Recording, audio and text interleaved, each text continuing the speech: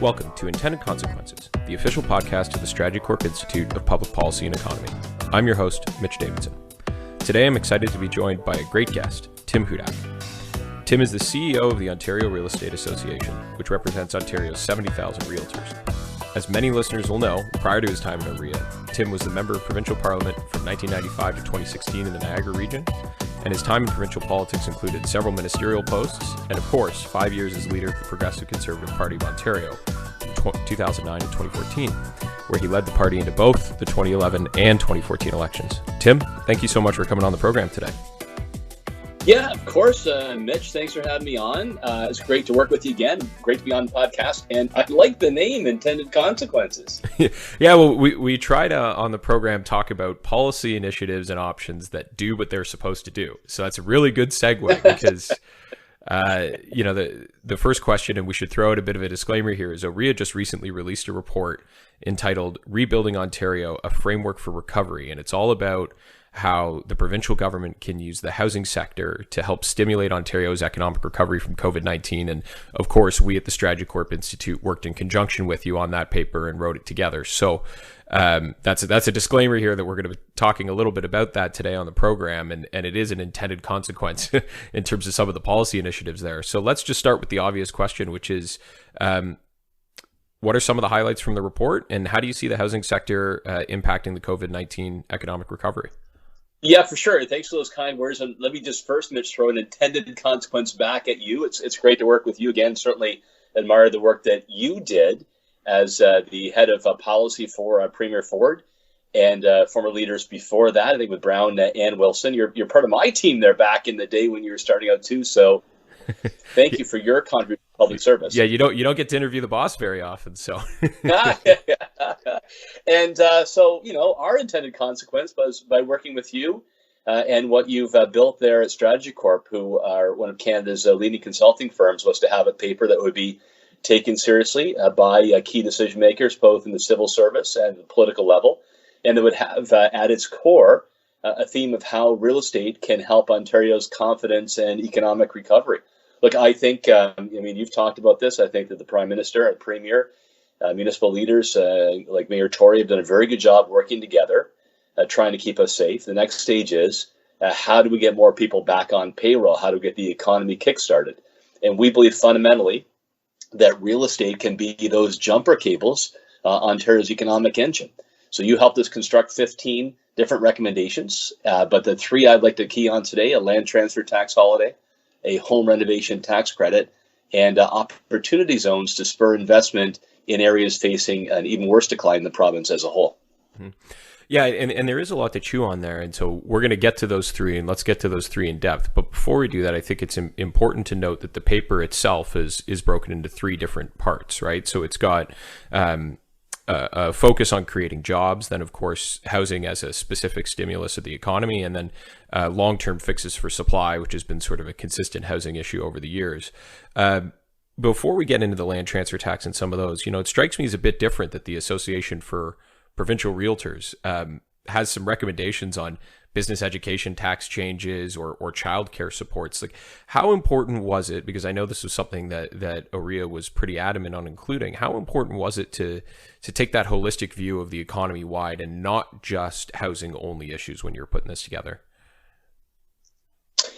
At the Ontario Real Estate Association, we want to make sure that we're contributing to the overall debate. We want to see that there are sensible policies that put before a government as well as opposition parties to move us forward. I'll confess, Mitch, this is my first pandemic.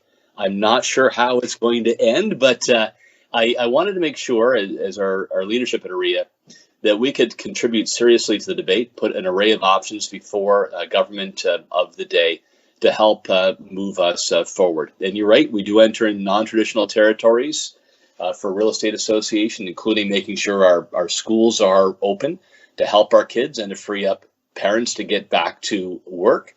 We entered areas around daycare, for example, taxes, as you mentioned, around business education.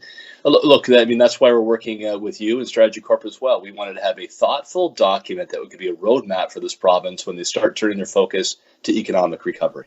Yeah, and I think that's an important part for people listening today is, if you're not a civil servant in the Ministry of Municipal Affairs and Housing, there's still something for you in the paper, right? And I think it's an important point. But I do want to talk specifically about the ones that you brought up. So let's start with the two big ones: the return of a home renovation tax credit, and reforms to land transfer taxes, including proposing a 6-month land transfer tax holiday. So tell us about those options and why you think that they are big initiatives that could lead to a proper economic recovery from COVID-19. Yeah, absolutely. Let me start with the land transfer tax holiday. I think, Mitch, that all those listening would agree that there is probably no other purchase that Canadians make that has a bigger economic impact on those around them than the purchase of a home. I mean, think of your own experience. You buy a home, you're going to buy furniture, you're going to buy new appliances, one or many home renovation projects, depending if you got a fixer-upper, and the spin-offs in services like moving, cleaning, legal, etc. So if the province is looking for something to be a real locomotive, to drag our economy back onto the track of recovery, a land transfer tax holiday would be the best option to do so. Every transaction caused about $90,000 in spin-off benefits to the broader economy. And also, as you know, this addresses the two main concerns. One, affordability. It helps make homeownership within reach for struggling Ontario families who are desperate to own a home or move up by removing a major tax impediment. And secondly, it's going to bring new supply, more inventory into the system, and increase the total number of transactions taking place. Yeah, and it's an interesting time for it too, right? Because, and this is something that we talked about briefly on the podcast with Steve Paikin, is this desire for people to change their living situations as a result of the pandemic. And never has it been more desirable to move from, say, the GTA or that condo out to a place with more space. You get your kids at home, or you're working from home. You want that home office, or you want a little bit more space in the backyard. And so this enables families to take control and to actually go and secure the amount of square footage that they need to live their lives comfortably. So there's a bit of that point as well, that as much as it's an economic play, and it truly is, it also helps people adapt to the pandemic, because this thing isn't going away anytime soon. Yeah, see, that's why we partnered with you, right? That's exactly right on. You've been in the corner office. You've been there at the cabinet table. And, let's be candid about it. When the politicians will make the final decisions upon advice from the civil service, they will look at what's going to get the biggest bang for the buck, what will actually move the dial when it comes to job creation. But they will also look at, okay, how are people going to respond to this? Will it be politically popular? Will people actually remember this? And for sure, number one, if people were to buy a new home for this policy, they'll forever remember the government that did that for them. No doubt. Secondly, they're tapping into what is already out there in the current dynamic. Every family, every individual has a conversation kind of during the time we were cooped up during COVID about what they love or hate and aspire to when it comes to a home. This will tap into a real torrent of feeling that people want to maybe expand their place, fix it up, or find something brand new. They'll tap into a really strong vein of thought among average Ontarians. Mm-hmm. And as you caught on with the sort of name of the podcast being Intended Consequences, I always talk about policy solutions that address the problems that are there and at hand. And one of the things that's at hand is a lot of people who are maybe making a little bit lesser income or had more precarious work situations have been in a difficult time from the pandemic. And those are those types of people that are trying to get into the home market, or maybe have just bought their first condo or looking to buy their first condo. That difference on a transfer tax holiday for those families who are sort of early on in their home ownership scenarios and home ownership dreams is a huge impact and can really make a difference. The other way that they can go ahead and get the space that they're looking for is renovate the place that they're already in. And so you've put forward another option. It's not just about sales and transactions that way, but it's also about home renovation. So why go back to a policy like a home renovation tax credit, and what are the sort of benefits there for Ontario families and voters? Yeah, you're right. I mean, the granddaddy of the policy is the one, that'll supercharge the economy. The land transfer tax holiday we propose for 6 months, that would save almost $10,000 on a typical transaction. And, working with you, Mitch, on the paper, we decided we wanted to make sure this is middle-class homes. We're not helping, millionaires' kids buy mansions. It's targeted at the first $600,000 of a home's value. So, bang, that will really help the economy and really tap into consumer sentiment. On the home renovation tax credit, same thing. the real dynamic that is happening with decisions around the kitchen table is, okay, how are we going to get a home office now that I can work from home on a much more regular basis? I'm tired of being at the kitchen table while the kids are running around after school. How could we add on a granny flat or a room for mom who can, be with us instead of trying to find a spot in a long-term care home? So those types of really practical needs by consumers could be supported by a home renovation tax credit. The other bonus marks of this program are that this was actually a very successful program for the Harper government in 2009, 2010. It's really a study of the last downturn, how real estate-based policies that tapped into consumer demand, helped Canada's economic recovery back then, and we can do it for Ontario today. Yeah, and one of the things you mentioned there, you said the kitchen table where they're making decisions, and I think that's right. You've identified two policies where it can really help around the kitchen table, but as you alluded to earlier, there's a cabinet table that's going to have to decide to put these in place, and a land transfer tax holiday limited to 6 months, so certainly can control the cost there, but a home renovation tax credit can be a bit expensive. You've identified in the paper some other options, specifically limiting that to either green renovations or ones that help seniors age in place. How important was it to give that sort of optionality? And I understand that you commissioned some public polling as well. Is there any interesting insights about people's interests around a home renovation tax credit and those subsets that came out of that polling? Yeah, absolutely. If the government wanted to do, as opposed to a broad renovation tax credit, they could have a more narrow one. So we put two examples forward. One would be around green renovation. So how could we help people, lower their carbon footprint, or how can we help them save on their home heating costs, for example? So you could have it around, green issues like whether it's a new furnace, whether it's insulation. That one was even more popular. Look, these are in very, very popular with average people. On average, either those that support strongly or somewhat support, you're looking at about 80% of the general population like the home renovation tax credit. And that goes even higher, Mitch, for a green related tax credit. The other option, of course, is how do you add on room for additional family, particularly for seniors, to help them age at home rather than an institution that's become increasingly popular in COVID. That's also a very popular program, well over 80%. Yeah, and so it goes to show that there are options out there that can both resonate well with the public and stimulate the economy. You don't necessarily have to choose either. But one of the things that's interesting about these is we've got to be frank here. These are designed intentionally to stimulate demand. They're designed to get people to spend money into the economy and sure, improve their own living situations and maybe move into a better home, but they're designed to get people to spend money. We've historically had this issue with supply. We've had lots of issues with supply, and here we are suggesting some ways that increase demand. So the nice thing about the work that we did is also put forward some of those longer term options for how to improve supply. And one of them that's really interesting that I want to talk about is opportunity zones. Literally trying to bring investment into areas of the province that haven't gotten investment before so that it can stimulate further growth and make the case for building homes in these areas much, much, much stronger.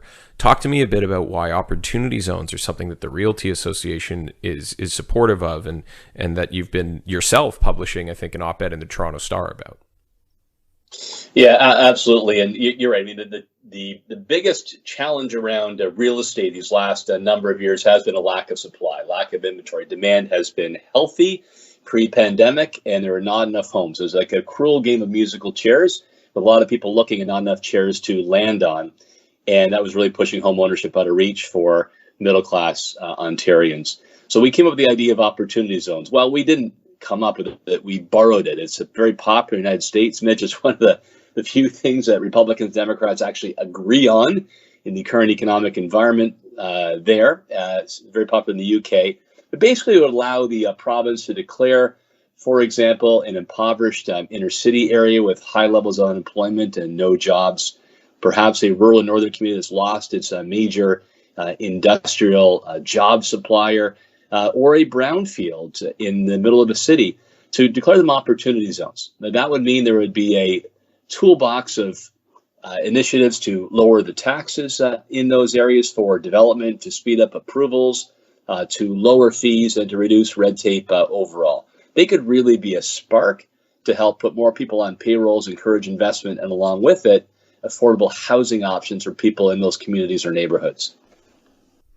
Yeah, and it's really interesting because it's more than just a housing play, right? It's an overall economy play. It's an overall growth play. And one of the things that came up in the consultations we did for the paper, and it's worth noting, we consulted with economists at major banks, with realtors, with academics, with political staff, all sorts of different types of people. And one of the things that came up was, the pandemic has accelerated some of the trends that we were seeing in the economy before. Things like the use of online shopping. I like to say my parents would never have bought things online. They always would have gone to the mall, but now they've been forced to, and they actually like the experience. The stuff arrived at their door, it fit properly, or it was what it expected, and they'll do it again. And so you see a lot of these buildings, I'm thinking strip malls, smaller commercial malls, plazas, in a lot of these suburban and rural settings that may not be as needed anymore and may not have the space. And here along comes an interesting opportunity to accelerate investment to convert those into other properties. So the paper talks a bit about that, an interesting vision to try to redevelop some of those lands. So do you see that as a legitimate path forward for redeveloping those areas into forms of housing or other forms of business? Yeah, absolutely. I think, and the longer we go in lockdown and people working from home, the more accustomed they'll be and the greater demand they'll have, which will put downward pressure on the use of commercial space. So for sure, I think of my own hometown of Fort Erie, the County Fair Mall, where I'd hang out as a teenager. We do a lot of our shopping, and it's now a brownfield in the middle of the community. So certainly you can see that being converted into housing options that average folks could afford, as well as a new job creation. So we do think this is a timely policy that will help with economic and social redevelopment of some of those hard-hit areas and some new opportunities because of COVID. Yeah, and it goes with that whole concept of, obviously we need more supply, and so we've identified a way to try and get that. But in these suburban and rural parts, we're potentially seeing more demand than ever before. And you're not from Toronto originally. I'm not from Toronto originally. I think we could probably think back in our own families and friends of a lot of people who are moving out of the city or considering moving back home. You talk to a lot of members as part of the Ontario Real Estate Association. Do you see that movement towards other parts of the province as a short-term fad, or do you see this becoming a long-term trend? I think it's accelerating decisions that people always wanted to make. There just weren't the opportunities there. So, Mitch, we do monthly tracking of consumer perceptions, those people who are interested in the real estate market in the near term. And we check their attitudes through COVID. Actually, everybody listening can go to OREA COVID19info.com. Again, OREA COVID19info.com. Check our monthly polling we do with Nick Nanos. But we are definitely, yes, answer your question, seeing an increased interest in cottage country and rural areas, an increased interest in suburbs and having more space. Now, yes, for the long term. Look, I think people who like cities will always like cities. They will like to have that, the chance of colliding with so many interesting people, the networking that benefit you at work and in your personal life, the array of entertainment and shopping and restaurant experiences. So urban life is not one of those that predicts doom and gloom. I think it will continue to thrive after a bit of a pause. But for those that, wanted the small town lifestyle, those that wanted to retire with more space, those that were having kids and they wanted a backyard to kick around the soccer ball, they now have a greater opportunity to move to those areas. So I think it's accelerating decisions people always had at the back of their mind and moving them forward to today. We just have to make sure we've got the housing opportunities that are available for them. Right. So on those housing opportunities, do you think, because whenever we kind of traditionally talked about supply shortages, it was mostly the GTA we were talking about, right? We're talking about a pricing bubble there or lack of rental housing in Toronto. Do you think we're going to start to evolve that conversation a bit more to supply shortages outside of the GTA as well? It's happening now. Look, I will regularly touch base with our realtor associations. There's 37 in every corner of the province. And in communities, a small town where you put a house in the market, it would sit there for months and months and months, and you're hoping to be, get the lottery and somebody want to buy it. Total opposite now, Mitch. They're actually in bidding wars. So what we saw at the fever of the real estate market in the GTA, now there's a small town Ontario version, where they say they've never seen this before in small towns, where there'll be multiple offers, there'll be bidding wars on properties that years ago would have sat for months. So this supply crunch exists in small towns just as much in big cities. Mm-hmm.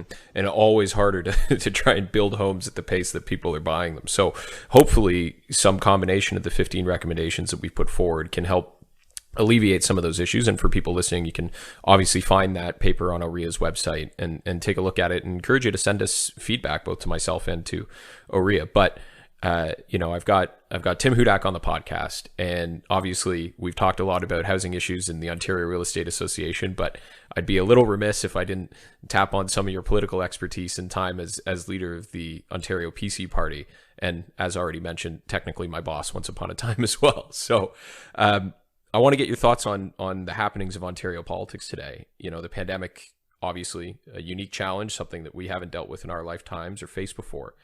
How do you, just on the surface of it, as someone who's been in front of the camera and kind of seen some of this media pressure and sort of thing happen before, how do you think the Premier Ford and the government are rising to this challenge so far? Yeah, I think you're seeing a premier in Doug Ford, a health minister in Christine Elliott, finance minister Rod Phillips, among others, being very calm, cool, in the pocket. That's important to see, because so many eyes, especially back in the spring and early summer, were glued to their televisions to watch these press conferences. Having known Doug Ford for, probably about 20 years now, I think you're seeing the real Doug Ford and not the caricature that could come through in the media previously. And you're seeing people responding to that. I think the biggest challenge right now is where we go on the path ahead. That I hope that calmness prevails and we don't go into panic over rising COVID numbers.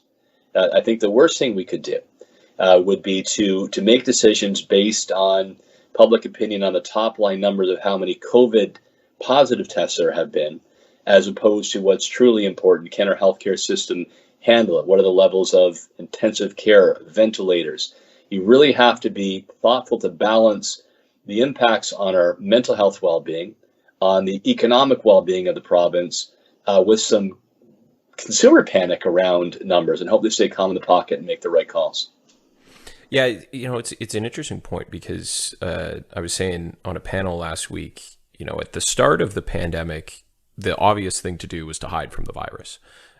We still have to hide from it, obviously. We maintain social distancing, mask wearing, and those things. But now it's become a bit of a reality of our lives, and that we have to live with this. We can't just isolate for 2 weeks and hope it's going away. I said something along the lines of, it's kind of like you thought you were on a flight to Sydney, Nova Scotia, and it turns out you're going to Sydney, Australia. This is a little bit longer than we thought it was going to be.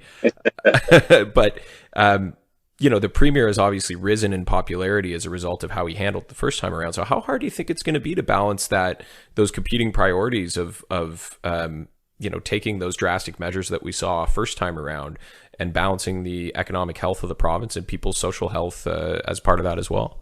Yeah, really difficult. I mean, you put it well, Mitch. I mean, at the beginning, a government's job was to scare the hell out of everybody, to capture their attention, and to be safe, to stop the initial spread. We had very little data on COVID. Our treatment protocols were much less informed. The problem is that many people have been treated like that. So they see the top line numbers and everybody thinks, oh my God, shut everything down. And certainly you'll have advisors to say, shut everything down. Because you know what? They're people who have full-time jobs. They're paid. They're getting their benefits. They're probably better off because they don't have expenses.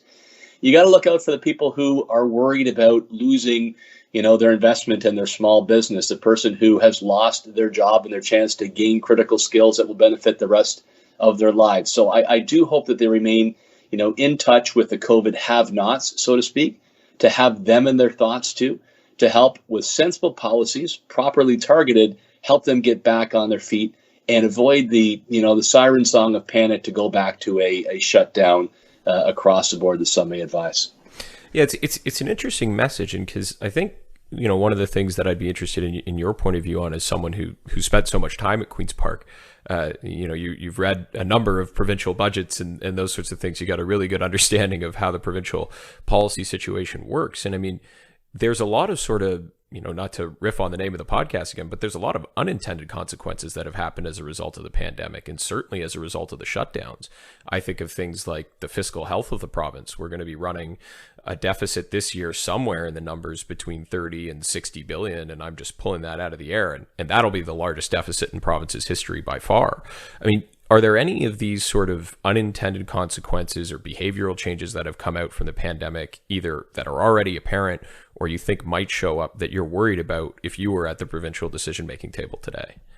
Yeah, I'll just reinforce an earlier point. I think we need to retrain people to interpret the overall numbers better. I'm happy to see the government reporting now in terms of, how many folks are in intensive care, hospitalizations, all the more what percentage of COVID tests are positive, which is, usually around 1 to 1.5%. I think it's important to get information out so rational human beings can put into balance what they, see at the top line of their news feed versus what actually is happening on the ground and make informed decisions. I think there's an unintended consequence over some of the benefit programs and maybe training people too long to be dependent on government. Certainly people who are refusing jobs or working under the table. I think they, like the CERB program at the national level, should be constructed to reward work where work is possible, as opposed to encouraging people not to work or to work under the table. And at the end of the day, I find how Ontarians have turned on themselves, the rat lines, the judginess. I find that, one of the most disappointing developments of all this. I guess it's part of human nature, not something to Ontarians particularly, but how it's turned neighbor against neighbor is saddening, and hopefully we will move beyond that. Yeah, it's an interesting point. I think there's a bit of a long-term discussion here of whether or not government assistance down to an individual level sort of breeds a future desire for individualized supports and freedom that comes with it. I think of something like, the care tax credit that's in our paper here, talking about enhancing that. That is the beauty of that program, is it allows people to choose the program that works best for them, right? They can choose, a tutor or daycare or a babysitter, and it's all eligible.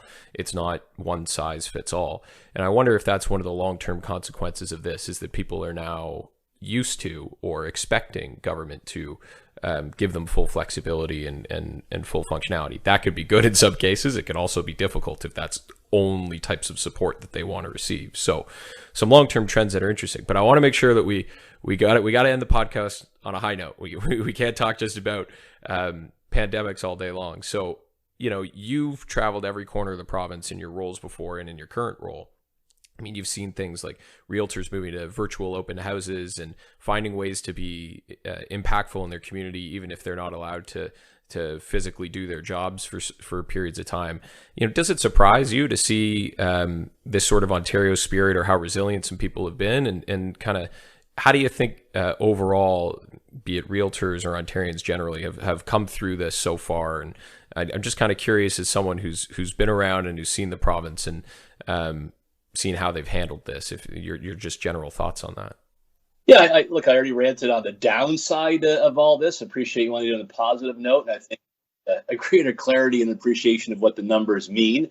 And when there's gray areas around the rules, the judgy ones in us will interpret them to look down the nose at the neighbor instead of understanding, what proper behavior could be. All right, so the positive side, on the resilience, and what's impressed me the most, certainly on the resilience side, Mitch, has been how small businesses and entrepreneurs have tried to respond to the pandemic, have come up with innovative ideas, whether it's an online shopping, what they do in their restaurants, new products they're producing that respond to consumer demand, and I think in a sensitive way. Been very impressed by how, restaurants, for example, have made a significant effort to look out for health concerns, which could go across the board from a customer who thinks they're Superman, that COVID will never get them, to somebody who's a germaphobe and afraid to make eye contact, right? It's been amazing developments among entrepreneurs and small businesses. Been impressed as well by frontline workers, healthcare workers, nurses, particularly, and the flexibility that they have shown, the determination to help out, particularly when things were at their darkest during COVID. I wish I would have seen more public-mindedness like that, more give from some of the non-healthcare sector. I wish I'd seen the teachers union, for example, be constructive in getting our kids back to school, to name one, or civil servants in general, because they're part of the COVID halves, while others are falling behind. Last thing I just appreciate on the real estate side, look, I do want to say I'm extraordinarily proud of the people that I have the honor of representing as CEO of the Ontario Real Estate Association. Out of the gate, we encourage realtors to put business aside in the depths of the pandemic, to counsel clients to postpone real estate transactions till things were over. We called for a ban on open houses as a point of spread. The government listened under Premier Ford, and that was banned. I'm very impressed by how our members have put the health and safety of clients, have carried their worries on their shoulders, and assisted them during this time. The amount of business that was put on the sidelines to make sure it took care of the health of clients was really extraordinary. And the safety measures that realtors have put into place now, if you go visit a home with the PPE and making sure there's only one person in the house, you clean after, that's a business cost. But that's what they're doing to help facilitate real estate transactions in a safe manner. And now that we're coming through this. Yeah, I mean, it is worth saying that the first recommendation of the paper is listening to health experts and making sure that we get that right. There's something to be said about the leadership that realtors have shown, and that a lot of different entities have shown, as to making sure that we do take this seriously. And we mentioned before some of the long-term consequences of the pandemic. One thing that I think is interesting, and you mentioned it there with restaurants and even with realtors themselves, is the sort of the barriers that have been broken down on red tape and government regulation. And I'll speak personally from some of the work that you did as leader and the platforms you put forward. We're starting to see some of that come true now, and I really hope that's one of sort of the positive lasting legacies of this pandemic, is that we look at a lot of these government rules that we took down temporarily during the pandemic and say, why were they there in the first place? Because I think we realized whether letting a bar give out a six-pack as part of its delivery isn't really the end of the world. So I like to think that you helped pave the way on that one. I know you're a big craft beer guy, so I'll give you a big shout out on bringing red tape to the table. Yeah, good to see you. Right, from the hospitality to doctors doing online appointments, it seemed like pulling teeth in the past. And I think we should give a shout out to Pravneet Sakari, the minister responsible for red tape, and his team. I think they've done a really good job, and we encourage them to keep the wins and keep pressing for more. That's right, and I think that's a good way to put it, keeping the wins, because there are some good things that have come out of the pandemic, and hopefully we can, with the recommendations that are in the paper, we can stimulate the economy, get back to where we were, and hell, maybe we'll even surpass it. So, Tim, really appreciate you coming on the program today, and thanks for doing this. My pleasure, Mitch. Congrats on your very well-deserved success now in the private sector, and it's a great pleasure to work with you again. Awesome job in the paper, and now let's go to work and get this done.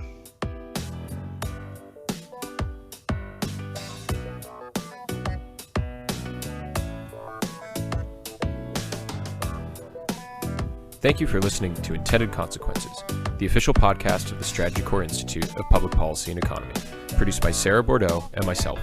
The views expressed during this podcast are not necessarily the views of StrategyCorp. All rights to this episode are reserved, and guests on the podcast may be current or past clients of StrategyCorp. To find out more about the Institute and to subscribe to our written material, or to find past episodes of the podcast, please visit our website at www.strategycorp.com/institute. Until next time, I'm Mitch Davidson.